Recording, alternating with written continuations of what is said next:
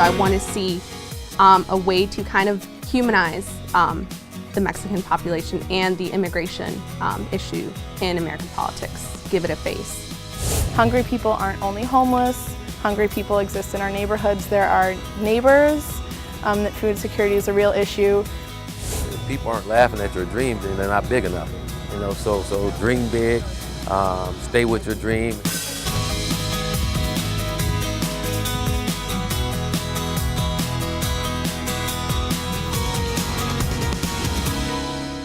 Hello and welcome to University Beat. I'm Denise White. We are in the home stretch of the 2016 presidential race, a campaign most would agree has been like no other in recent memory. In large part, that's due to the unorthodox style of Republican Donald Trump. A USF political science student got an up-close look at the Trump campaign this past summer when she attended the GOP convention in Cleveland. Her name is Mariana Sanchez, and our Mark Schreiner talked with her both before and after the convention. It was, she says, a political awakening. On the surface, what made Mariana Sanchez Ramirez an unusual attendee at the celebration of Donald Trump's nomination was that the Mexican-born 22-year-old is a Deferred Action for Childhood Arrivals recipient. I'm essentially an undocumented student here in the U.S., so I'm residing here without any paperwork. So what this allows me to do is this protection from President Obama, which was granted in 2012, allows me to have a 2-year work permit and actually, work and go to school without, the fear of being deported. Before she left for Cleveland, Sanchez Ramirez said that she was hoping to be a walking rebuttal to some of the candidates' statements about Mexican immigrants. I feel that Donald Trump does have his point of view, but I feel that the whole platform, the whole Republican Party doesn't necessarily have that perspective. So I want to see a way to kind of humanize the Mexican population and the immigration issue in American politics, give it a face. So I'm a student from a Mexican background. I'm not a rapist, I'm not a criminal. But she wasn't there to protest. She was one of 100 students invited to study and work through a program of the Washington Center for Internships and Academic Seminars. I felt that I needed to make a goal and try to attend one of these conventions to kind of get a better understanding, not just for theoretical purposes like we learn in the classroom, actually apply what we learn in the classroom. So I feel that with this experience, I'll be able to kind of put my foot in the door in the realm of politics. During the convention, Sanchez Ramirez worked for the Hispanic TV network Univision. Her biggest concern was her safety, both because of the protesters and also being a Mexican Latino woman trying to enter the arena. It's just a little scary with the tone that this convention has taken in regards to immigration and just immigrants in general. While Ramirez didn't agree with Trump's ideas, she welcomed the chance to interact with his supporters and maybe even change their minds. For example, I had my roommate. She would ask me, she was like, why are you so bothered by the fact that we call them illegal immigrants? Like, what's the difference? I'm like, there's a big difference. No human being is legal. They're undocumented. They're just, unfortunately, don't have the papers to be legally in this country. She was like, I never really, understood that, and I'm glad you were able to explain that to me. I'll no longer use this word. At the same time, Sanchez Ramirez says she came to some realizations about her own feelings for conservative voters. Once I talked to these students, especially, I was like, there's hope in our future regarding politics, because I'm like, they're open to at least listening to another point of view and kind of taking that into consideration. And beyond the political spectrum, the encouragement she got from the people she worked with at Univision is prompting her to change her plans for the future. And they were like, you can do, if you want to truly be in the news industry, in the news media industry, you have the capabilities to do so. So just having that reassurance from a media organization that I only, helped for 4 days, that says a lot. So I look forward to, exploring the media industry and politics more. For University Beat, I'm Mark Schreiner. The presidential campaign returned to USF this month. Democrat Hillary Clinton spoke to about 1,500 people at the Tampa Campus Recreation Center on September 6. She called this year's election one of the most important of our lifetimes. Republican Donald Trump was at USF back in February before he became the GOP nominee. And it is possible one or both of them may return before November, given the recognized importance of the I-4 corridor. To help us make some sense of this year's presidential race, a rather tall order, we're joined by USF political science professor Dr. Susan McManus. And welcome to University Beat. Thanks. Nice to be here. Oh boy, what an election year, right? You know, we have seen, of course, Donald Trump politically come out of nowhere. He has run a very unconventional campaign. Both he and Democrat Hillary Clinton have unusually high, unfavorable ratings. A couple of recent polls show the race is a dead heat. You know, from your perspective, 50 years from now, what will political scientists make of this election? It won't even take 50 years. We're going to have to rewrite all of the political science textbooks right now as to how you campaign and how you energize people and get them interested. What is the one thing that you take away from this that is a surprise to you? The impact of reality television and really technological advancements, how we communicate with people has changed. People just don't get news about politics in the same way they used to. Of course, the I-4 corridor in Florida, that's what's really going to decide which way Florida is going to go. Would you say that's still the case? Absolutely, because the Tampa end of the I-4 corridor houses 25% of all of Florida's registered voters, 25%. The other end, Orlando, 20%. So basically, 44 to 45% of all Florida's 12-point-something million registered voters live in these two media markets. And guess what? These two media markets are the most competitive. The percentage of Democrats and Republicans is almost equal, and the number of no-party affiliations is actually a little bit higher than the state average. This is the battleground, the swing part of the swing state. Talk about the impact of the millennials in this election. Huge. Many people don't realize that this is now a large portion of our electorate. So many people have an idea that Florida is all retirees and the younger voters don't really matter. No longer true.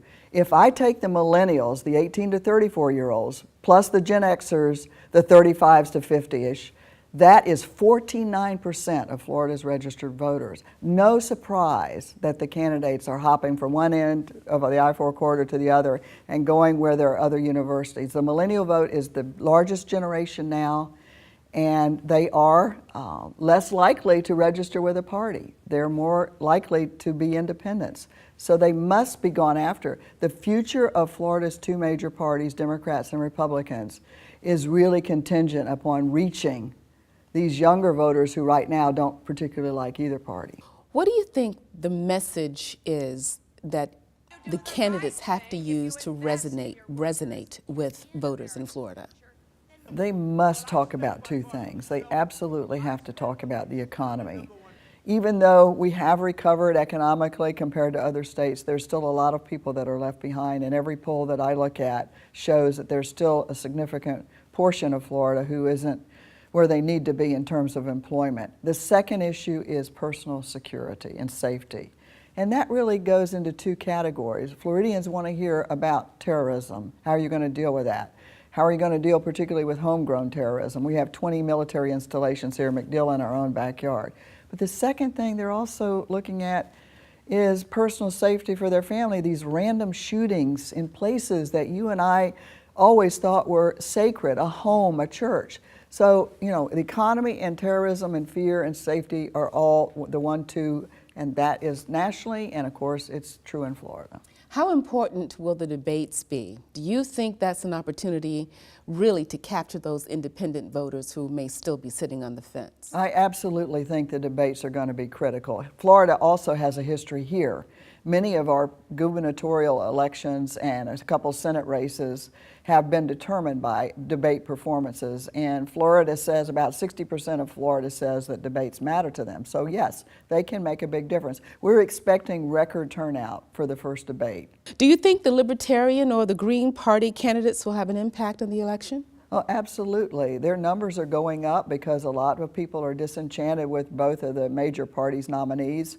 Over 60% of Floridians have negatives about both Trump and Hillary Clinton, and particularly voters who are increasingly no party affiliation, which is our younger generations. They're looking at these minor parties as fresh faces and fresh ideas. So the degree to which their percentages increase, that takes away from Trump and Hillary, and that makes predictions all the more difficult. And if by chance one of them made it to the national debate stage, if they get the 15% in the polls that they need to, seeing one of these minor party candidates on the stage would totally change the dynamics of the election. Dr. Susan McManus, thank you so much for joining us. What a great place it is to be a political scientist. It certainly is. This is your year. It is. So nice to be here. Thank you for having me. Enrollment at USF Sarasota Manatee is at a new high, 2,071 students, an increase of 1.6% over last fall. What's behind the increase? Campus officials cite a couple of reasons. One factor is the continued popularity of the school's biology sequence. Another is the new Bridge to Engineering program, which allows students to start at Sarasota Manatee and later transfer to the College of Engineering on the Tampa campus.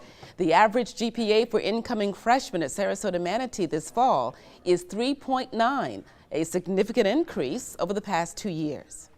For centuries, scientists have been trying to unlock the mysteries behind the power of lightning. Even Charles Darwin wrote about it. Now USF researchers are using a new approach to study lightning, not by looking up at the sky, but by looking down at the Florida sand and a small clue a lightning bolt can leave behind.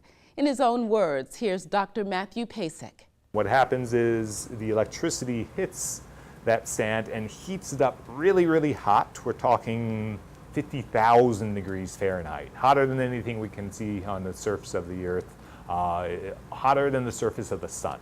So it heats it up, it vaporizes, completely vaporizes the rock and melts another portion of the rock. And that happens very fast, and then it sits there and cools down, forming a glass. And the glass that gets left over by the lightning is called a fulgurite. This fulgurite probably formed on the order of 1/1,000,000th of a second. So extremely fast time period to make a fulgurite. It could have done so 1,000 years ago, 1,000,000 years ago, 10 days ago, yesterday, especially here in Florida where we have so much lightning.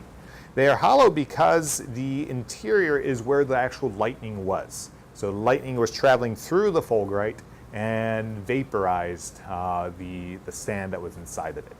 Lightning, it turns out, has small amounts of energy and it can have really big amounts of energy. And so in the case of understanding how much energy there is, one of the ways of going about it is by looking at the fulgurites. And we can see how big the biggest lightning strikes actually are. Based on how thick they are, how thick the fulgurite is, we can get an idea of how much energy each lightning strike actually gave to the ground. And so you can imagine that a bigger fulgurite means that there is more energy that got put into the sand. A smaller one means that there was less. We still don't exactly know why lightning strikes. And so this may not help too much with understanding that, but it does give us another idea of how much energy and maybe power a lightning strike might have. An assistant professor from USF's College of Education is in England as one of the first Fulbright scholars in cybersecurity. We spoke with Dr. Nathan Fisk, who studies instructional technology, shortly before he left for the London School of Economics last month. Fisk will work with British investigators on a study called Preparing for a Digital Future. And my work specifically will be to try to connect cybersecurity issues into that project, looking more carefully at how parents are thinking about cybersecurity, how they're preparing their children for a safer or less safe digital world, and how kids and parents are both thinking about cybersecurity careers as a potential avenue for the future. Fisk says he's looking forward to comparing American procedures with how the UK handles its cybersecurity issues. If there's one thing that we already know in terms of cybersecurity, it's that if you're the one who designed a system, you don't have the perspective that you need to break into it. You don't know what those vulnerabilities will be. And so if we start there, then fundamentally cybersecurity should be a highly diverse workplace because we want those different perspectives coming in and providing different understandings of a system. And that'll help us better understand what the vulnerabilities are. Fisk will be overseas for a year. He hopes to bring back ideas that he can use to encourage USF students to pursue cybersecurity careers. The Mumma College of Business has begun designing high-tech boot camps aimed at closing a skills gap in the computer workforce. The month-long camps will target disadvantaged young adults who have the aptitude but not the training in computer coding and apps, systems, and software development. The nearly $4 million initiative will also help with job placement. It's a White House promoted initiative which has the objective that we should train our domestic young adults in such a way that they can replace those jobs which are technology intensive jobs which are now being taken up by foreign workers, because there are not adequate number of such workers with these skills available in the domestic market. The camps will start next May and continue each summer for 3 years. According to the organization Feeding America, 1 in 7 Americans struggles to eat enough every day. It's an issue in virtually every community. Students from USF's School of Anthropology and College of Public Health are studying the problem. They're working with the group Feeding Tampa Bay. One of the areas they're focusing on is the phenomenon known as food insecurity. You can be food insecure and hungry, but if you're hungry, that's actually the physical discomfort of not having enough food to eat. With being food insecure, you may have food to eat, but it's the quality of the food that is at question. Hungry people aren't only homeless. Hungry people exist in our neighborhoods. There are neighbors. That food security is a real issue. We have this stereotype of what we think it means or what food insecure people are like or who they are, and what we're discovering is that it can affect everyone. So, since the Great Recession of 2008, a much larger number of working families are food insecure. Seniors can be food insecure. Children could be food insecure. Even college students at USF can be food insecure. Food security deals with issues of if people can buy the kinds of food that they need to eat when they want to buy it. So we've heard a lot from folks that the end of the month is a particularly difficult time for them to afford food. And so food security is really about, can you buy the fruits and vegetables? Maybe you're diabetic and you can't afford the kind of diet that your doctor has suggested to help control diabetes or any other kinds of health conditions. If you look at the data from 2007, 2008, when the recession really begins to kick in, the number of food insecure households increases dramatically. And it reaches a peak at just under 15% in 2009, 2010. But it hasn't really come down significantly, even though the economy is improving. And we really think a lot of that has to do with the fact that the cost of living has gone up, but wages aren't keeping pace with that. So we're seeing a lot more families now who were considered middle income who are food insecure now. The data for the state of Florida is even higher, it's 17%. And in Hillsborough County, it's about 16%. So we're above the national average, and this is really why it's, I think, a very pressing issue in Tampa Bay. We have the backpack program, the mobile pantry program, which is what we're out here doing today. And the idea really is just to perform research on the food that we're providing, the situations that the families that we're serving are in, just to gather more data so that we can be more impactful with the programs that we have. The results of the backpack program were actually quite interesting. We found, for example, that about 60% of the adults found that it really was, it improved the situation in the household and for their kids. And we also found that the food actually gets spread throughout the household. So some of the kids would talk to us about, well, there were some leftovers and my mom took it to work on Monday. Or when I came home from school on Friday afternoon and there was nothing to eat, I had something in my backpack. The kids said it did make them feel happier and that they were more ready to go to school on Monday, more excited about school. I think it's a wonderful thing. There's a lot of people who don't have the ability or the availability to be able to get out and sometimes and get the food that they need. And it's wonderful that people are able to do this and get food. Sometimes it's all they get. I think it's great. But it's more than just providing food. We have to provide health, we have to provide better outcomes for these families. And so the research that we're performing, it's allowing us to truly address the issue of hunger and food insecurity by really getting to the nature of the problem of it, getting a better understanding of what's going on. That way we can move forward and create better programs and create much more impact in the community. It is sometimes uncomfortable. I like to be at the other end giving it, most definitely. It's quite a feeling. But to be on the other end where I'm receiving it, I just have to remind myself that we all get to that place at some point where we just need to receive people's love, and we have a time and place for everything. This week in USF history, Lambda Chi Alpha became the first Greek organization on the USF campus in September of 1967. But the fraternity's national office shut down the USF chapter in 2006, citing alcohol and hazing violations.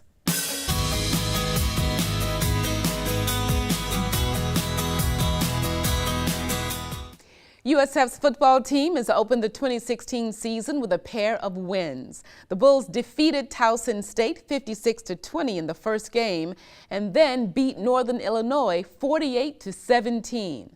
But the going likely is going to get tougher. After traveling to Syracuse for game number 3, the Bulls return home September 24th to take on the Florida State Seminoles. Being a head football coach is one of those jobs where you spend a lot of time looking ahead. What's the next play? How do you prepare for the next opponent? Who's your next big recruit? But in the case of USF's Willie Taggart, he's also found time to look back and give back to his hometown. Hedel Gandhi explains. Here we go. Go Bulls on 3. 1, 2, 3. Jalen Wester may only be 12 years old, but he's here to practice like a pro. I've been doing a hitting drill, and I've been doing a throwing to help my arm. Jalen and hundreds of other kids lined up for this free summer football camp at Lincoln Park in Palmetto. It was a chance to train with USF Bulls head coach Willie Taggart. It's very cool. Usually you see him on TV and stuff, and it's cool to actually see him in person. And while Taggart's star power might be the draw for many in this community, it's the community that inspired Taggart to host this camp. I look at the success that I've had, and to be able to come back, be able to point across the street where a lot of these kids walk around and they see and let them know I grew up right here. I was just like them, and worked hard, did the things I needed to do in order to be successful. And just a stone's throw away from Lincoln Park is this Palmetto home where Coach Taggart grew up. It was in this very backyard where he himself used to practice football. I think it's very passionate of him and good, because to come back to your roots, that's very nice, because some people just forget about where they come from. And that's very good that he made a camp, because it's like $300 camps out there that people don't get to go to. And it's a very small town, so that was very nice of him. The coach teaches these kids the fundamentals of football through drills and obstacle courses, but he also knows the real-life obstacles they face each and every day. Hey, you don't have to be in a hurry. You just want to do it the right way, okay? I'm a big believer that you got to take care of yourself. You know what I mean? Each individual got to take care of themselves. It's their lives. You can't depend on anyone else, for you. You can't blame anyone for you not being successful. That's been my motto the whole time, not to blame anyone, not to make any excuses. It's that philosophy that's brought Taggart the type of success that's made him a role model in this community. It's awesome, like they say, it takes a village to raise a child, and sometimes even as a father and son relationship, that's good, but to have other elements like this program and coaches to input sports and other life skills into his life, it's just a great thing. So I'm just honored to be a part of it. Dante's son is leaving camp with big dreams for the future. Hopefully just get into a league and do the best I can and get to the NFL one day. And whether their aspirations are on or off the football field, Coach Taggart's message: anything is possible. If people aren't laughing at your dreams, then they're not big enough. So dream big, stay with your dream. And I tell them I'm still dreaming. I don't want to wake up. I'm still dreaming. I'm living the life that I want to live. For University Beat, I'm Hedel Gandhi. If you have a story about the University of South Florida you'd like to see us cover, we'd love to hear from you. Our email is ubeat@wusf.org, and our website is universitybeattv.org. You can also reach us via Facebook, Twitter, and Instagram by searching University Beat TV. And there's a new way to contact us via the WUSF app. Just download it and write University Beat in the subject line. That's our show for this week. I'm Denise White. Thank you so much for joining us.